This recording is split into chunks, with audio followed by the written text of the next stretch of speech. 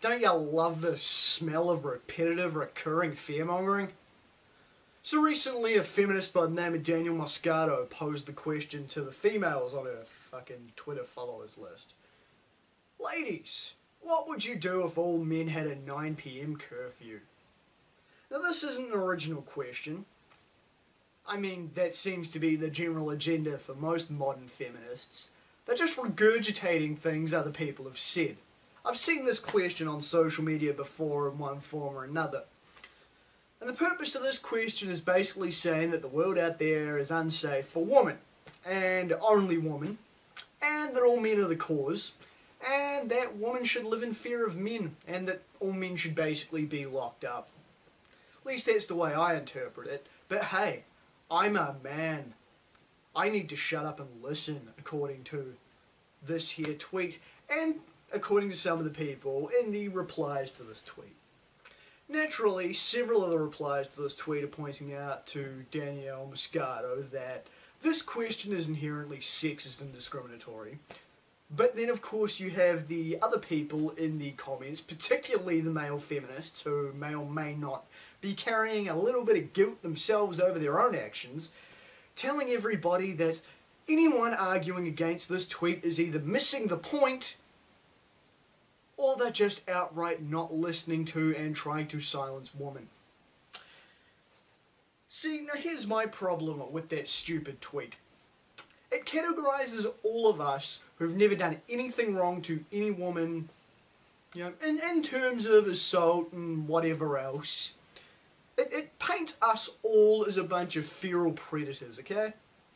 And some guy who I was arguing with on Twitter tried telling me that, oh, it's just a hypothetical, so I shouldn't have a problem with it. I don't give a flying fuck whether it's a hypothetical or not. It's the fact that it's A, fear-mongering, and B, baiting a bunch of responses that essentially say all men are feral sexual predators that can't keep their mitts to themselves. And you got people saying, oh yeah, well, the ones that have done nothing wrong have nothing to worry about. Well, no, because what you're implying is all men need to be locked up after 9 o'clock, not just the ones that have or who will sexually assault, physically assault, verbally assault women. Okay? Now let me rewind this a bit, just so I can make this a bit more coherent and structured. So she sends out this tweet, right, where she tells women to share what they do after 9 o'clock and tells all men to shut up and listen. And most of the replies to this are things like, oh, I would wear this bit of clothing that I wouldn't wear at certain points in the day. Oh, I'd go running with my headphones in. Oh, I would be able to walk around, you know, not looking over my shoulder, not afraid of what would happen. I would live without fear, rah-de, rah-de, rah-de, rah-de, rah, you know.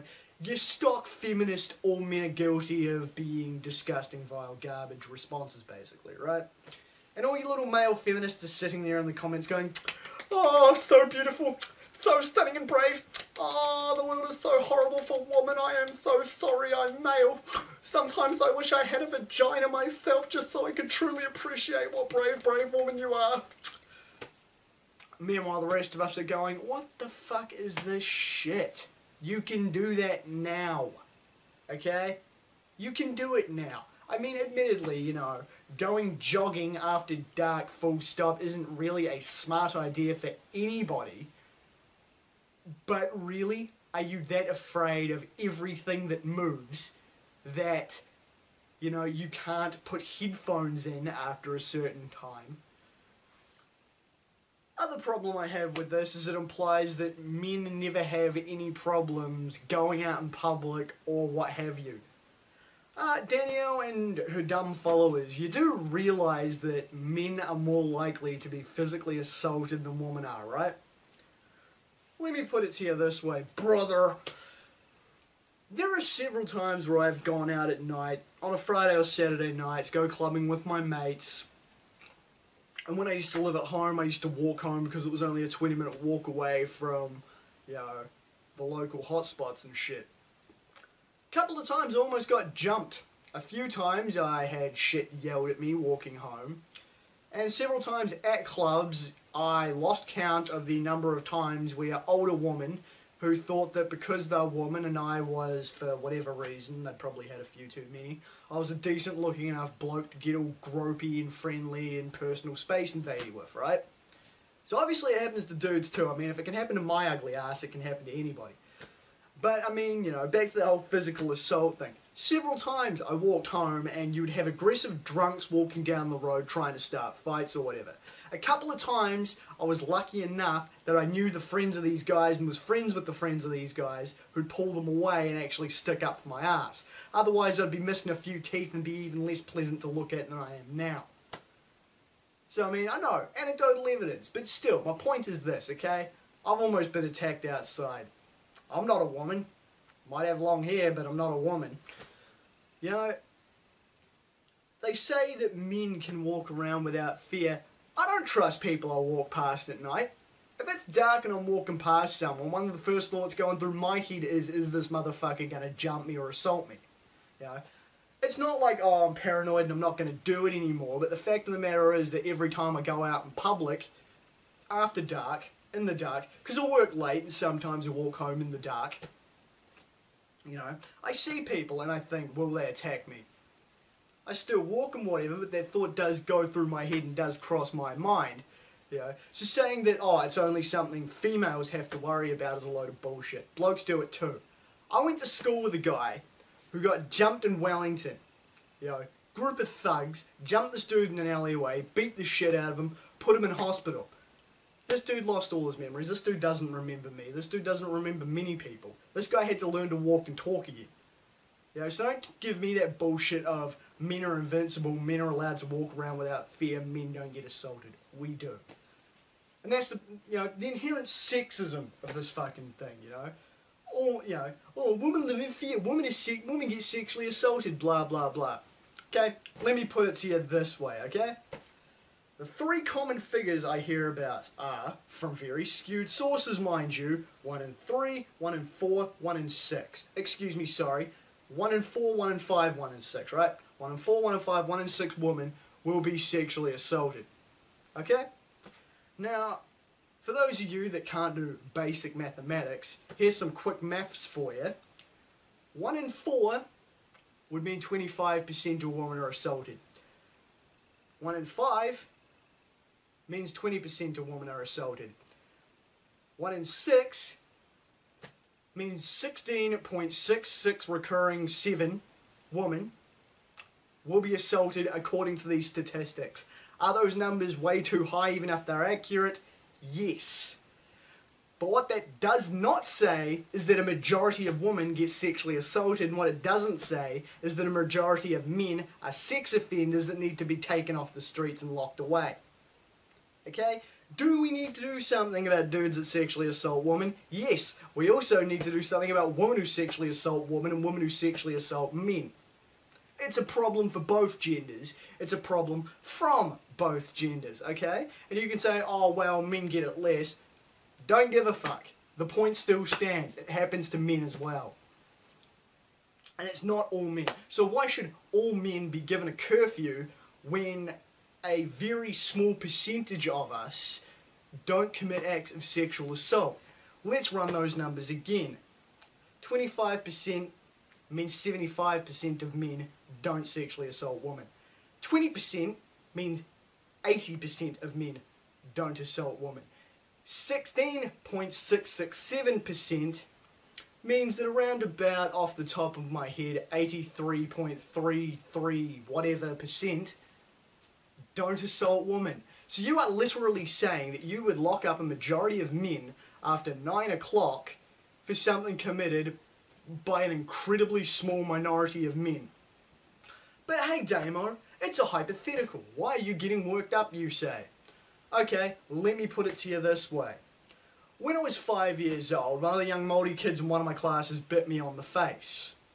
Now, if I were to pose the hypothetical on Twitter, hey guys, what would you do if all Māori was segregated from all white people's schools in New Zealand? I would be roasted for being a racist, as I should, because that is a racist question. That is bullshit, because that is categorizing one single race for something one, count them, one example of that lot did. So why is it that that type of racism is unacceptable in our society, yet something as patently and inherently sexist as this is okay? Why is this, oh woo, you go girl, when someone asks a question that involves locking away all men for the actions of an extreme minority, when me posing a question like that is wrong? They're both wrong. They're both incredibly wrong. Nobody should pose a segregatory question such as that, full stop. But my point stands. Why is one seen as socially acceptable and the other isn't? And don't give me any bullshit about hashtag privilege, because that shit doesn't exist, okay? We do not live in a society, especially in New Zealand, that is that racist, okay? Yeah, there's shit that needs to be sorted out, but it's not that bad, okay? If you listen to these fucking feminists, they might as well be living in Saudi Arabia. That's how bad they think they have it. Meanwhile, we're not in anything even close to a patriarchy, and they will claim it is, and they will claim male privilege is a real thing. Yeah, sure it is. Sure it fucking is. Bullshit. This question pisses me off, and it pisses me off every other time it's asked. And I am so freaking stoked to see that there are a lot of women pointing out how sexist this is. You have a lot of women pointing out this question is bullshit, and it literally categorizes all dudes as potential sexual predators. As I said before, why is it acceptable when it's, let's lock all men up? I don't give a shit if it's a hypothetical, it's still a sexist question. It's still baiting sexist answers which imply that all men are feral predators. And you can say, oh yeah, but it's asking women and you should shut up and listen because women feel scared. Okay, so they feel scared and that sucks. But that doesn't mean that the rest of us should be persecuted because of your feelings, alright? I'm not saying I don't empathise with women who've been attacked and whatever, I do. But what I am saying is, I'm personally sick of being treated like a disgusting rabid sex beast simply because I happen to have the same genitalia as some people who are. It's bullshit. This is just another stupid example of online feminism being used to treat men like they're pieces of shit. I'm sick of it. I'm tired of this bullshit, and I'm tired of arrogant male feminists who are projecting their guilt for their own wanton desires onto the rest of us. It's a ridiculous question, and I don't care if it's a hypothetical. I keep saying it and I shouldn't. It's not acceptable, it's not an acceptable question, and the responses in themselves are sexist and unacceptable as well. I'm not going to tolerate being treated like a feral predator when I've done nothing wrong to start with. I'm Damian Skyfire. Till next time.